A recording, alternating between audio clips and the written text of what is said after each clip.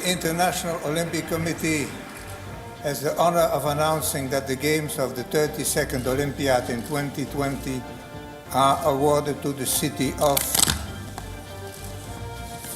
Tokyo.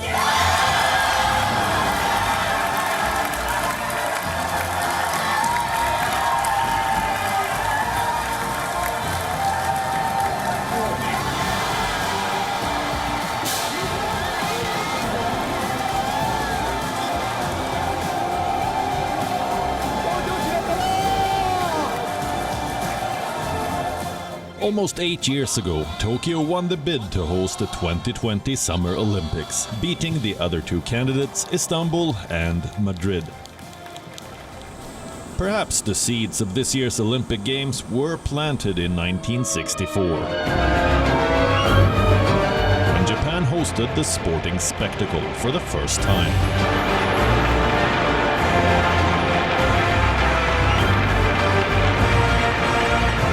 That moment is seen by many as a turning point for Japan. One that saw the country emerge from its disastrous defeat in the Second World War.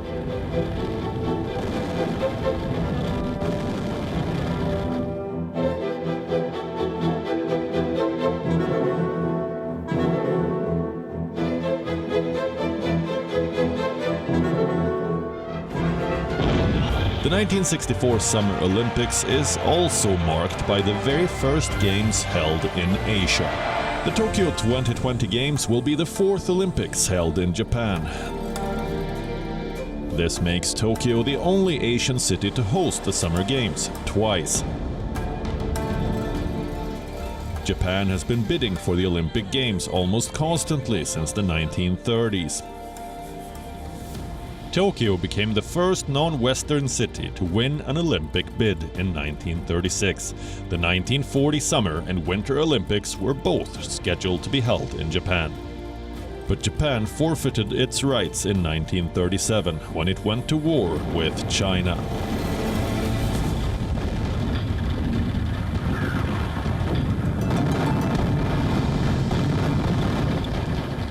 The 1940 Games were eventually cancelled with Hitler's invasion of Poland. It was called the Missing Olympics. The next time the Olympic torch was lit was in 1948 in London. But Japan, as a defeated power, was excluded from the Games. Last year, the 2020 Olympics and Paralympics had to be postponed due to the COVID-19 pandemic. Even as the clock ticks down to the opening ceremony, a cloud of uncertainty hangs over Tokyo.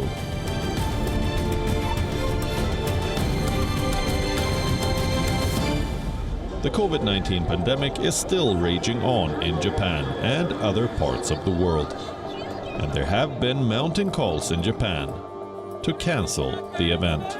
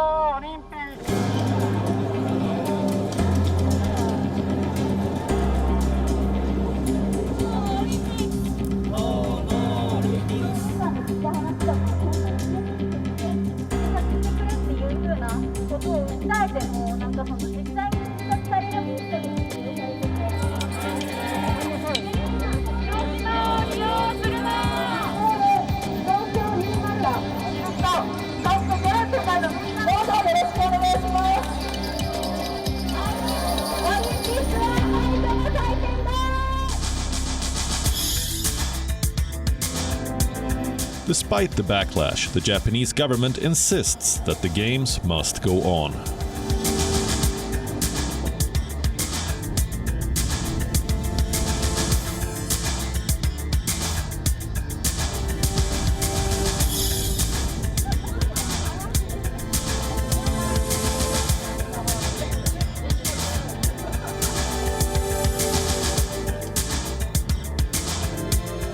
From training robots to welcome guests from around the world,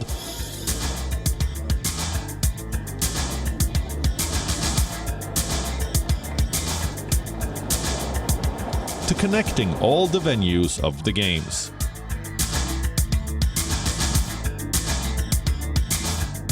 Japan has spent the equivalent of $15 billion in building its Olympics infrastructure.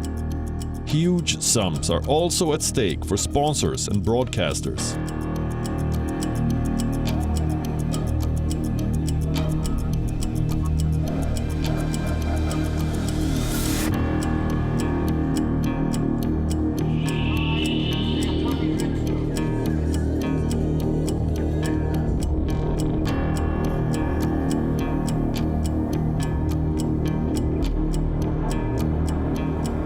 This is Tokyo's National Stadium.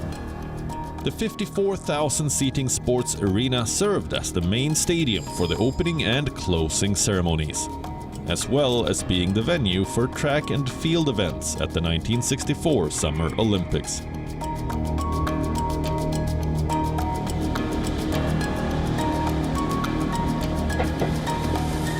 In May 2015, it was demolished, and the site was to be redeveloped with a new, larger capacity Olympic stadium, suited for the current games.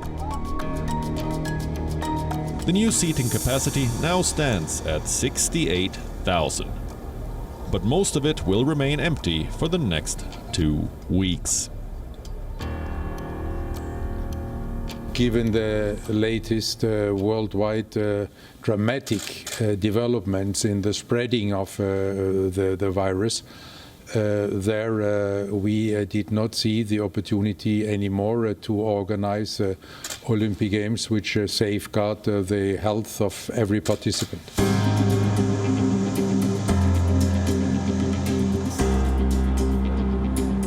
Typically, the Olympics are a time of celebration, a vibrant 2-week period for the host city. Not in the era of the coronavirus pandemic. Just 16 days before the Games, the Japanese government decided to impose a state of emergency to curb the spread of COVID-19. On July 8th, the organizers also announced that spectators would not be allowed in venues in Tokyo and 3 surrounding prefectures. Since then, other rural prefectures have also decided to bar fans from the limited events they are to hold. This is Tokyo's 4th state of emergency, and it will last until August 22nd, shortly before the Paralympics begin. Despite all the safety measures, the Wuhan virus has managed to enter the Olympic Village.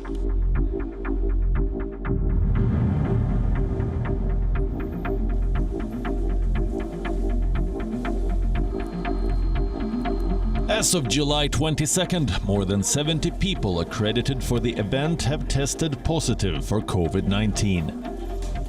Among those who have been infected are athletes, officials, and volunteers.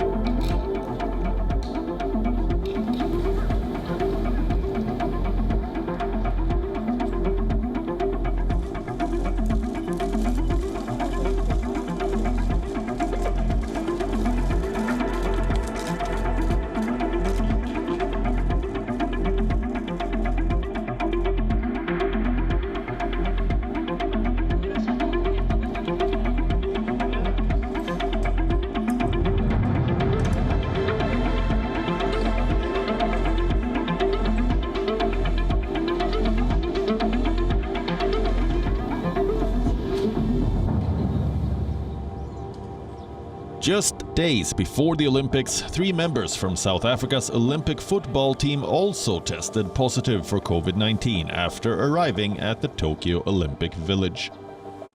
This was followed by Czech Republic beach volleyball player Ondřeje Perusic testing positive for coronavirus. An undisclosed member of the US gymnastics team has also been found infected. The athletes' village is meant to be a bubble for all the players who have traveled to Japan for the Games. But experts now say the so-called bubble to control COVID-19 infections is already broken.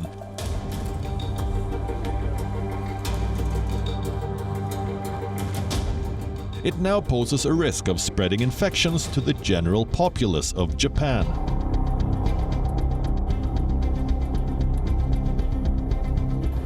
It's really sad to see that things are falling apart because we knew that Olympics would be held now. We knew a year ago it was postponed. And there was enough time for the government and IOC to implement proper measures, including testing, mass testing, and rolling out vaccination very quickly. And if we could have done that, I think potentially the Olympics could be held with spectators now. But, it didn't happen.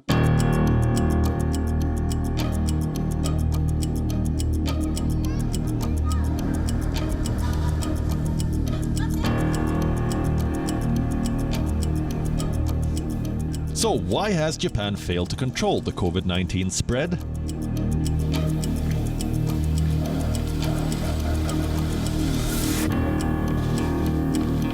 Only 33% of people in the island country have received at least one COVID-19 vaccine dose.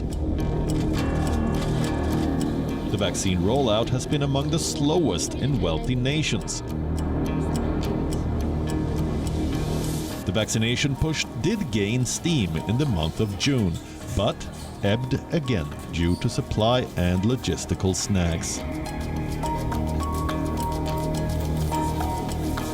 Look at this statistic from a website run by an Oxford University research program.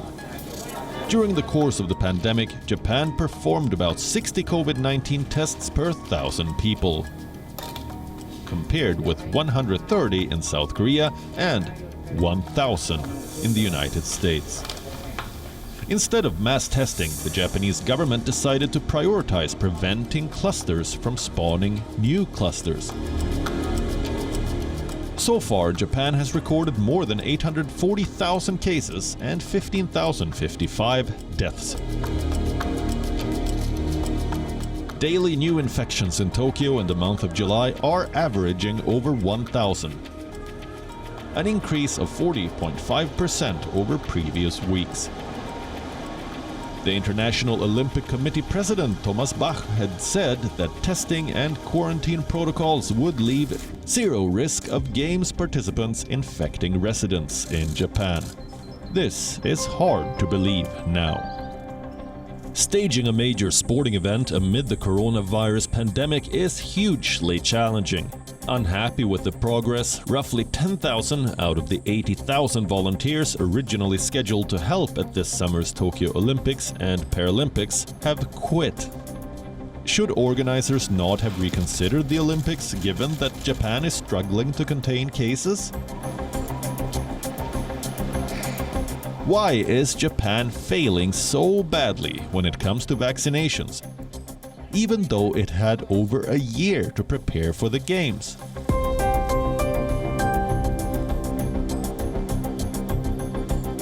The International Olympic Committee has amended its faster, higher, stronger motto to include the word together for the much-needed global solidarity during these difficult times.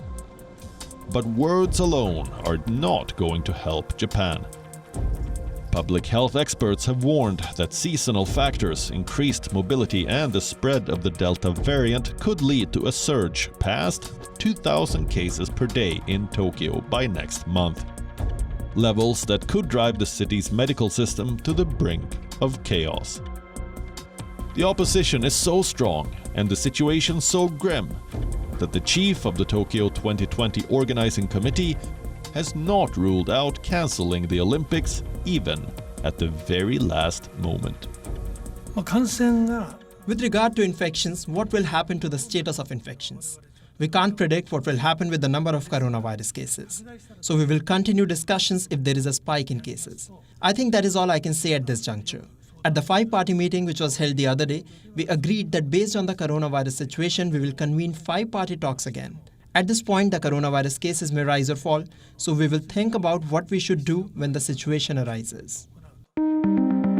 Uncertainty, virus fears, public opposition and a spectator ban. Tokyo 2020 Games is not turning out to be a marketing bonanza.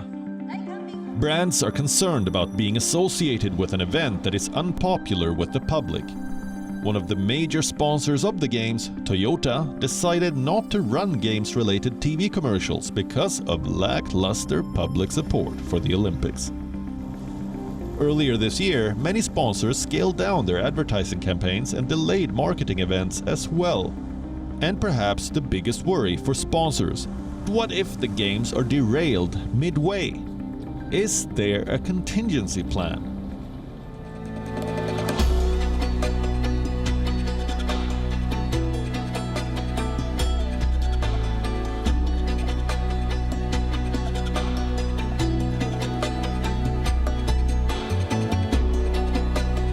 Situated across from Harumi Port Park and surrounded by the sea on 3 sides, the sprawling athletes' village spans 44 hectares.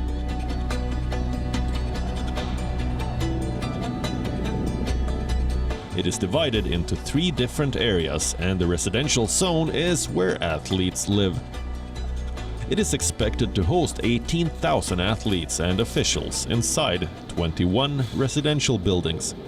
A home away from home.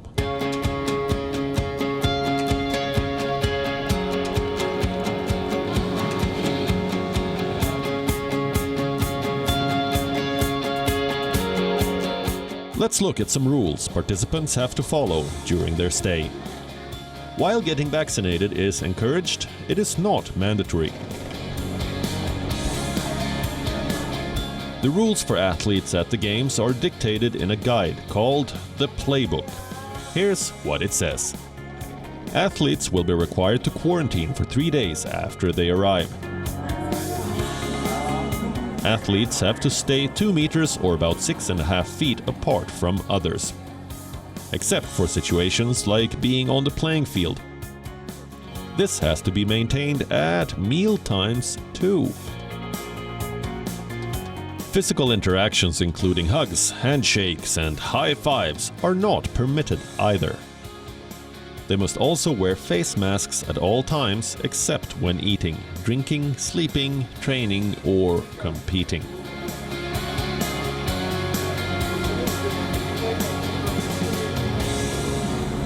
In addition to these rules, athletes must use dedicated Olympic vehicles only to move around, and they can't roam outside the city as tourists. When it comes to where athletes are going to be sleeping, the focus appears to be on sustainability rather than luxury. These beds are made out of cardboard with polyethylene mattresses. Talking about the unusual beds, American athlete Paul Calimo wrote, "This is aimed at avoiding intimacy among athletes. Beds will be able to withstand the weight of a single person to avoid situations beyond sports. I see no problem for distance runners. Even 4 of us can do." His joke quickly went viral, with people stating that authorities wanted to discourage sex among athletes. But Irish gymnast Rice McClenaghan posted a video jumping on his bed to bunk this myth. It's fake. Fake news. According to a study, 75% of the athletes coming to the Olympics engage in sexual activity. And the distribution of condoms has been prevalent in the Games since the 1988 Seoul Games. To spread awareness about sexually transmitted diseases such as HIV and AIDS. Hundreds of thousands of free condoms have been distributed at the Olympics to encourage safe sex. But not this year. Tokyo Olympics organizers will be giving away about 150,000 condoms at the Games, though they are telling athletes to take them home rather than use them in the Olympic Village.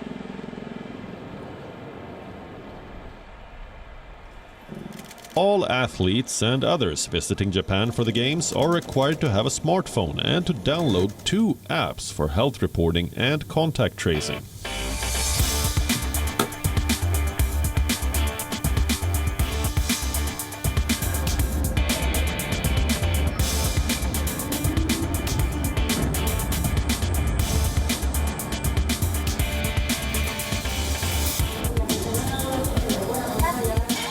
Tokyo 2020 President Seiko Hashimoto revealed that overseas media are being monitored via GPS to ensure they don't go to locations they're not cleared to visit. Athletes staying in the Olympic Village can't eat wherever they please. They have to eat at the village or at venues or other specially permitted locations. But when it comes to food, they are spoiled for choice. With 700 menu options, multiple cafeterias in the village can host up to 18,000 people at a time and can serve up to 48,000 meals a day, with some open around the clock. 2,000 staff are working at peak hours to meet the needs of all.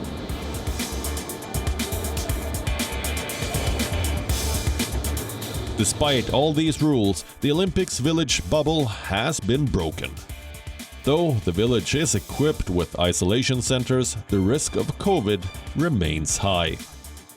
Health experts in Japan have warned of the Olympics becoming a super spreader event in days to come.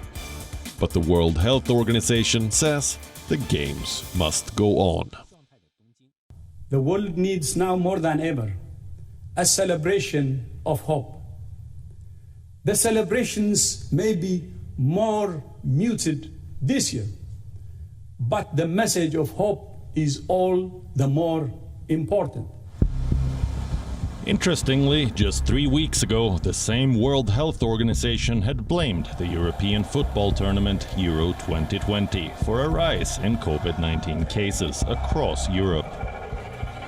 It said the mixing of crowds in Euro 2020 host cities, travel and easing of social restrictions had driven up the number of new cases by 10%.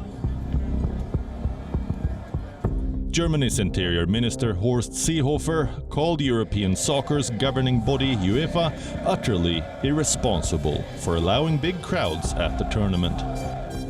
He said, "I cannot explain why UEFA is not being sensible. I suspect it is due to commercialism." He got it right. In March this year, Japan decided not to allow overseas spectators for the Olympic and Paralympic Games Tokyo 2020 due to the prevailing pandemic. And in the first week of July, it was decided that there would be no spectators at all. The biggest, most prestigious sporting extravaganza in the world will be staged behind closed doors.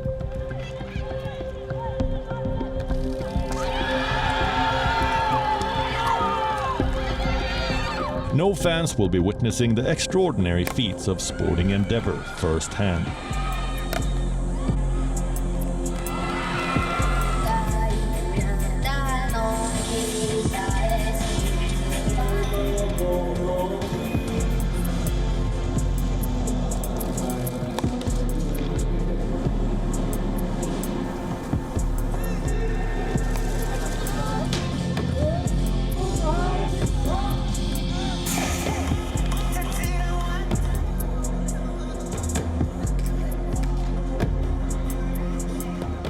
Tokyo has also scrapped the Olympic torch relay. There will be no grandiose opening ceremony. Victorious athletes will not have their medals placed around their neck. They will have to do that on their own.